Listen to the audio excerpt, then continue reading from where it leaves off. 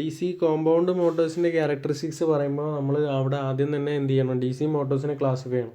ഡിഫറൻഷ്യലും അതുപോലെ തന്നെ ക്യുമുലേറ്റീവും ആയിട്ടുള്ള രണ്ട് സെക്ഷനാണ് വരിക. ഈ രണ്ട് സെക്ഷനിലും എന്താണ് ലോങ് ഷണ്ട്, ഷോർട്ട് ഷണ്ട് എന്നുള്ള എക്സ്റ്റേണൽ ക്ലാസിഫിക്കേഷൻ, വേറെ ക്ലാസിഫിക്കേഷനും ഉണ്ട്. അപ്പോൾ നോർമലായിട്ട് എന്താണ് കോമ്പൗണ്ട് മോട്ടറിനെ പറ്റി പറയുമ്പോൾ ഒരു ക്യുമുലേറ്റീവോ അല്ലെങ്കിൽ ഡിഫറൻഷ്യലോ എന്നുള്ളതായിട്ട് പറഞ്ഞാലായിട്ട് മതി. അപ്പോൾ കോമ്പൗണ്ട് മോട്ടറിൻ്റെ പ്രത്യേകത എന്ന് പറഞ്ഞാൽ എന്താ, സീരീസ് വൈൻഡിങ്ങും പാരലൽ വൈൻഡിങ്ങും, ഫീൽഡിനായിട്ടുള്ള സീരീസ് വൈൻഡിങ്ങും പാരലൽ വൈൻഡിങ്ങും ഒരേപോലെ അതിൻ്റെ മുകളിൽ കണക്ട് ചെയ്യുന്നുണ്ടാവും. അപ്പോൾ അങ്ങനെ വരുന്നതിനാണ് ആർമേച്ചറിൻ്റെ അക്രോസ് ആയിട്ട് കണക്ട് ചെയ്യുന്നത്. പക്ഷേ കണക്ഷൻ ചെയ്യുന്നത് ഒരു ചെറിയ വ്യത്യാസമുണ്ട്. എങ്ങനെയാണ് വരിക, സീരീസ് മീൻസ് ക്യുമുലേറ്റീവ് ആണെന്നുണ്ടെങ്കിലും അതേപോലെ തന്നെ ഡിഫറൻഷ്യൽ ആണെന്നുണ്ടെങ്കിലും ഒരു ചെറിയ ചേഞ്ച് ഉണ്ട്. ക്യുമുലേറ്റീവ് എന്ന് പറഞ്ഞാൽ നമ്മളിപ്പോൾ രണ്ട് ഫീൽഡ് വൈൻഡിങ്സ് അവിടെ സെറ്റ് ചെയ്യുന്നുണ്ട്, ഒന്ന് ഷണ്ടായിട്ടും ഒന്ന് സീരീസ് ആയിട്ടും വരുന്നുണ്ട്. അപ്പോൾ ഈ രണ്ട് ഫീൽഡ് വൈൻഡിങ്സിലും നിർമ്മിക്കപ്പെടുന്ന മാഗ്നറ്റിക് ഫ്ലക്സുകളുടെ അളവ് എയ്ഡിങ് ആണെന്നുണ്ടെങ്കിൽ, അതായത് ടോട്ടൽ ഫ്ലക്സ് എന്ന് എടുക്കുമ്പോൾ ഈ രണ്ടെണ്ണത്തിൽ സമ്മായിട്ടാണ് വരുന്നത് വെച്ചാൽ, അപ്പോൾ എന്താണ് നമ്മൾ ഈ സമയത്ത് എന്ത് ചെയ്യും, അങ്ങനെ ആവുന്ന സമയത്താണ് അതിനെ ക്യുമുലേറ്റീവ് എന്നായിട്ട് വിളിക്കുന്നത്. അതായത് ആഡ് ചെയ്യുന്ന രീതിയിൽ, ഒന്നൊന്നിനെ എയ്ഡ് ചെയ്യുന്ന രീതിയിൽ, താങ്ങുന്ന രീതിയിൽ വരുമ്പോൾ. പിന്നെ ഡിഫറൻഷ്യൽ കോമ്പൗണ്ട് മോട്ടർ എന്ന് പറയുമ്പോൾ അതിലുള്ള വ്യത്യാസം എന്ന് പറഞ്ഞാൽ ഫീൽഡ് വൈൻഡിങ്സ് തമ്മിൽ എന്ത് ചെയ്യുക, ഒരു റിവേഴ്സ് എഫക്റ്റാണ് വരിക. ഒരാൾ ഫീൽഡ് ഉണ്ടാക്കുന്നുണ്ടാവും, ആ ഫീൽഡിനെ ഒപ്പോസ് ചെയ്യുന്ന രീതിയിലാണ് മറ്റാളുടെ ഫീൽഡ് വരിക. അങ്ങനത്തെ രീതിയിലായിരിക്കും എന്ത് കണക്ട് ചെയ്തിട്ടുണ്ടാവുക, ഡിഫറൻഷ്യൽ കോമ്പൗണ്ട് മിററിൽ ഇത് കണക്ട് ചെയ്തിട്ടുണ്ടാവുക, ഫീൽഡും അതുപോലെ തന്നെ സീരീസ് ഫീൽഡും ആർമേച്ചർ കറണ്ടും തമ്മിലുള്ള സെറ്റപ്പ്.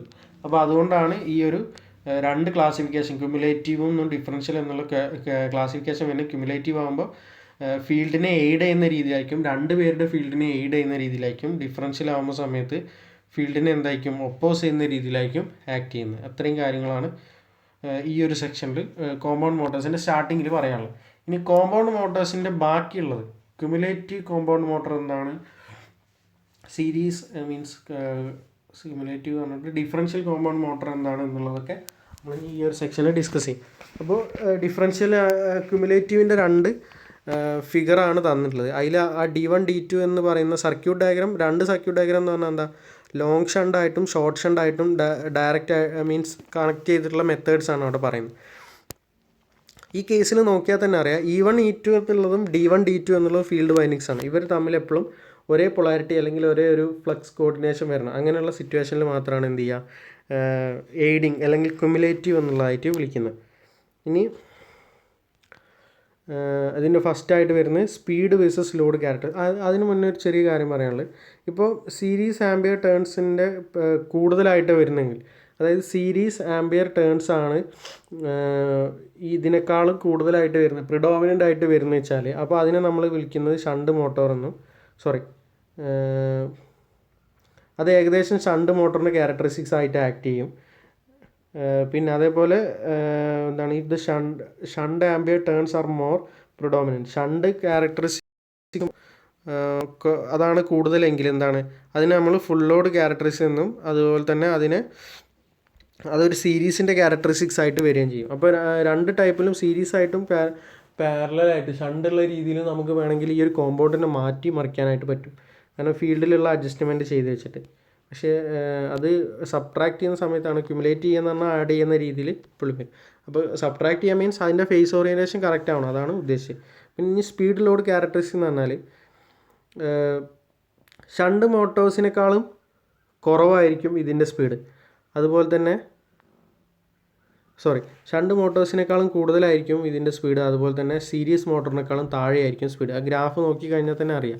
ക്യുമുലേറ്റീവ് കോമ്പൗണ്ടിൽ സ്പീഡ് ലോഡ് കറണ്ട് എന്നുള്ളത്, ലോഡ് കറണ്ട് ചെറുതായിട്ട് വേരി ചെയ്യുന്ന സമയത്ത് ക്യുമുലേറ്റീവ് കോമ്പൗണ്ടിൻ്റെ സ്പീഡ് എന്ന് പറഞ്ഞാൽ ഒരു ഇൻ്റർമീഡിയറ്റ് റേഞ്ചാണ്.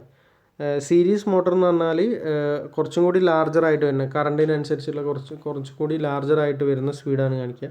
ഷണ്ട് മോട്ടോഴ്സ് അയക്കുമ്പോൾ നേരെ തിരിച്ചും, ഷണ്ട് മോട്ടോഴ്സ് എന്താണ് തിരിച്ചാണ്, സ്പീഡ് കുറയ്ക്കാനാണ് എപ്പോഴും. മീൻസ് അതിൻ്റെ റേറ്റഡ് സ്പീഡ് വാല്യൂ ഒക്കെ കുറവായിരിക്കും. അപ്പോൾ അതുകൊണ്ട് തന്നെ അതിനേക്കാളും കുറച്ച് മുകളിലായിരിക്കും കോമ്പൗണ്ട് ക്യുമുലേറ്റീവിൻ്റെ കോമ്പൗണ്ട് മോട്ടറിൻ്റെ സ്പീഡ് വേഴ്സസ് ലോഡ് ക്യാരക്ടറിസ്റ്റിക്സ് വരുന്നത്. ഓക്കെ, ഇനി അടുത്തത് ടോർക്ക് വേഴ്സസ് ലോഡ് ക്യാരക്ടറിസ്റ്റിക്സ് ആണ്. ടോർക്കിൻ്റെയും ലോഡിൻ്റെയും ക്യാരക്ടറിസ്റ്റിക്സ് നേരത്തെ ഈ സ്പീഡ് പറഞ്ഞ പോലെ തന്നെ ഇതുപോലെ തന്നെയാണ് വരിക. ക്യുമുലേറ്റീവ് ആവുന്ന സമയത്ത് എന്താണ്, ഇതിനെ നമുക്ക് സീരീസ് ആയിട്ടോ ഷണ്ടായിട്ടോ നമുക്ക് ക്ലാസിഫൈ ചെയ്യാൻ പറ്റും. അതുപോലെ തന്നെ ടോർക്ക് വീസസ് ക്യാരക്ടറിസ്റ്റിക്സ് പറയുന്ന സമയത്ത് ഫുൾ ലോഡിൽ ഡെവലപ്പ് ചെയ്യുന്ന ടോർക്ക് എന്ന് പറഞ്ഞാൽ സാധാരണ ഈ കോമ്പൗണ്ട് മോട്ടറിന് ഡെവലപ്പ് ചെയ്യുന്ന ടോർക്ക് എന്ന് പറഞ്ഞാൽ ഷണ്ട് മോട്ടറിനേക്കാളും കുറവുള്ള ഒരു ടോർക്കായിരിക്കും. ഷണ്ട് മോട്ടറിനേക്കാളും കുറവുള്ള ടോർക്കും അതുപോലെ തന്നെ സീരീസ് മോട്ടറിനേക്കാളും വലിയ ടോർക്കും.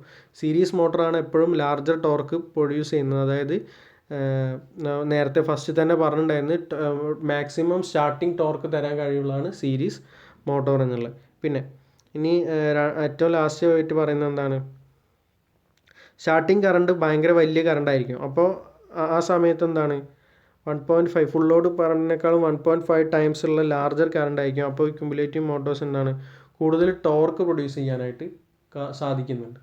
ഓക്കെ, അത്രയും കാര്യങ്ങളാണ് ടോർക്ക് ലോഡ് ക്യാരക്ടറിസ്റ്റിക്സിൽ പറഞ്ഞത്. ഇനി അടുത്തത് ടോർക്ക് വീസസ് സ്പീഡ് ക്യാരക്ടറിസ്റ്റിക്സ്. ടോർക്കും സ്പീഡും തമ്മിലുള്ള റിലേഷനാണ് ഈ ഫിഗറിൽ കാണിച്ചുള്ളത്. ഫ്ലക്സ് ഓഫ് മോട്ടർ ഇൻക്രീസ് ചെയ്യുകയാണെങ്കിൽ സ്പീഡ് ഡയറക്റ്റ് ആയിട്ട് ഡിക്രീസ് ചെയ്യും. ആൻഡ് ടോർക്ക് ഇൻക്രീസ് ചെയ്യും. ഫ്ലക്സ് ഇൻക്രീസ് ചെയ്യുകയാണെന്നുണ്ടെങ്കിൽ ടോർക്ക് ഇൻക്രീസ് ചെയ്യും, സ്പീഡ് റെഡ്യൂസ് ചെയ്യും എന്നുള്ള ഫാക്ടറാണ്. അപ്പോൾ ടോർക്കും സ്പീഡും തമ്മിലുള്ള റിലേഷൻ എന്താണ്, ഫ്ലക്സ് മാറുന്നതിനനുസരിച്ചാണ് സ്പീഡ്, ലോഡ് കൂടുന്നതിനനുസരിച്ച് സ്പീഡ് ഡിക്രീസ് ആവും, അതുപോലെ തന്നെ ടോർക്ക് ഇൻക്രീസ് ആവും എന്നൊക്കെ പറഞ്ഞിട്ടുണ്ട്. അപ്പോൾ കോൺസ്റ്റൻറ്റ് ഫ്ലക്സിൻ്റെ കേസിലാണെങ്കിൽ, ലോഡിൻ്റെ കേസിലാണെങ്കിൽ നമുക്കറിയാം എന്താണ് അവരുടെ ഔട്ട്പുട്ട് പവർ എന്നുള്ളത് സ്പീഡ് ടോർക്ക് പ്രൊപ്പോർഷണലായിട്ട് വരുന്നു. അപ്പോൾ ഔട്ട്പുട്ട് പവർ കോൺസ്റ്റൻ്റ് ആകുമ്പോൾ സ്പീഡും ടോർക്കും ഒരു ഇൻവേഴ്സ് റിലേഷൻ കാണിക്കുന്ന രീതിയിലായിരിക്കണം വരുന്നത്.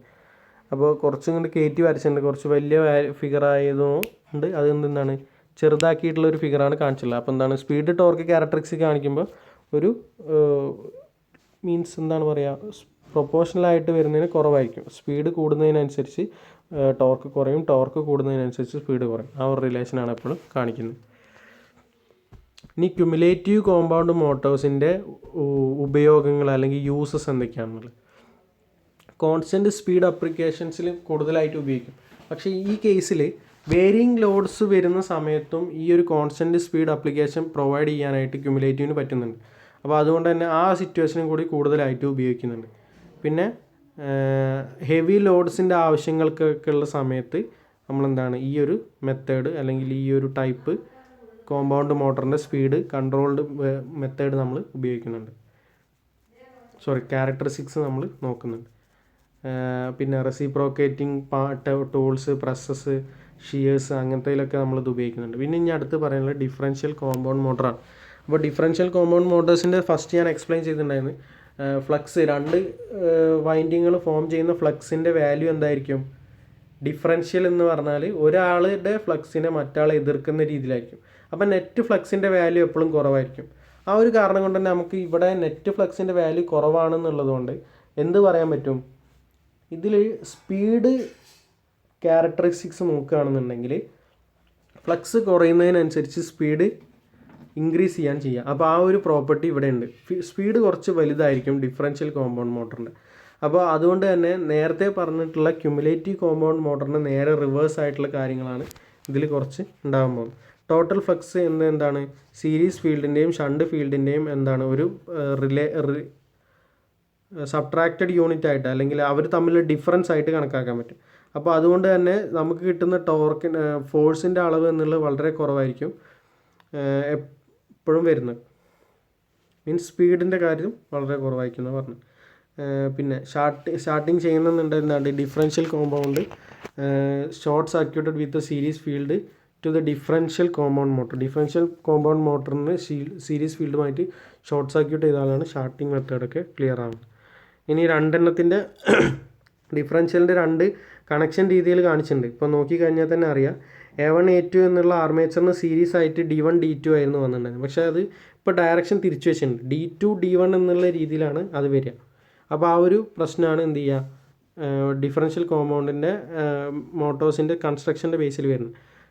പിന്നെ ഇതുപോലെ തന്നെ D1 D2 എന്നുള്ളത് ലോങ് ഷണ്ട് ഷോർട്ട് ഷണ്ടും രണ്ടും സെപ്പറേറ്റ് ആയിട്ട് തന്നെ കാണിച്ചിട്ടുണ്ട്. എങ്ങനെയാണ് മനസ്സിലാക്കുക, എന്താണ് ഫീൽഡ് ഷോർട്ട് ഷണ്ട് ആണെന്നുണ്ടെങ്കിൽ A1 A2 എന്നുള്ള ഫീൽഡ് കഴിഞ്ഞിട്ട് E1 E2 കൂടെയാണ്. പക്ഷേ മറ്റേതാകുമ്പോൾ തിരിച്ചാണ് വരിക. ഇനി ഇവരുടെ സ്പീഡ്, ലോഡ് ക്യാരക്ടറിസ്റ്റിക്സ്, അതുപോലെ തന്നെ load torque characteristics, torque speed characteristics ഒക്കെയാണ് പറയുന്നത്. അപ്പോൾ റെയറായിട്ട് ഉപയോഗിക്കുന്ന ഒരു കേസാണ് ഇവർ. അപ്പോൾ അതുകൊണ്ട് തന്നെ ഇവരുടെ ക്യാരക്ടറിസ്റ്റിക്സ് പറയുന്ന സമയത്ത് സ്പീഡും ലോഡും തമ്മിൽ ക്യാരക്ടറിസ്റ്റിക്സ് എങ്ങനെയാണ്? മോട്ടോറിൻ്റെ സ്പീഡ്, ലോഡ് കറണ്ട് ഇൻക്രീസ് ചെയ്യുന്നതിനനുസരിച്ച് മോട്ടോറിൻ്റെ സ്പീഡ് ഡയറക്റ്റായിട്ട് ഇൻക്രീസ് ചെയ്യുകയാണ് ചെയ്യുക. പിന്നെ അതുപോലെ തന്നെ സ്പീഡിൽ വരുന്ന ഇൻക്രീസ് എന്തുകൊണ്ടാണ് വരുന്നത്?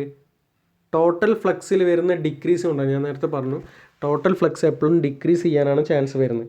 കാരണം എന്താ, ഒരാൾ ഉണ്ടാക്കുന്ന ഫ്ലക്സിനെ മറ്റേ ഫ്ലക്സ് എതിർക്കുകയാണ് ചെയ്യുന്നത്.